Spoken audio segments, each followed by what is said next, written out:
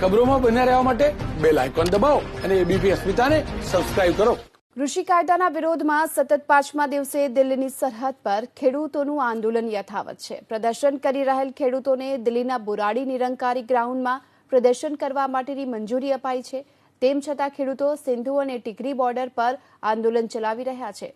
ખેડૂતો આજે દિલ્હીના 5 પ્રવેશ પોઈન્ટને બંધ કરશે, જેથી રાજધાનીમાં શાકભાજી અને દૂધ સહિતની જીવન જરૂરિયાતની ચીજવસ્તુઓની અછત શરૂ થશે। એટલું જ નહીં, સરકારનો વાતચીતનો પ્રસ્તાવ પણ ખેડૂતોએ ફગાવ્યો। ખેડૂતોએ કહ્યું છે કે 4 મહિનાનું રાશન સાથે લઈને આવ્યા છીએ। જ્યાં સુધી નવો કૃષિ કાયદો પરત નહીં ખેંચાય ત્યાં સુધી આંદોલન યથાવત રહેશે।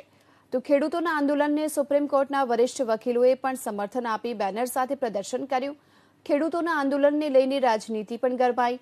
વિપક્ષે કેન્દ્ર પર આરોપ લગાવતા કહ્યું છે કે કેન્દ્ર સરકાર ખેડૂતો સાથે આતંકવાદી જેવું વર્તન કરી રહી છે। તો દિલ્હીના મુખ્યમંત્રી અરવિંદ કેજરીવાલે કહ્યું છે કે સરકાર નવા કૃષિ કાયદાને પરત લે।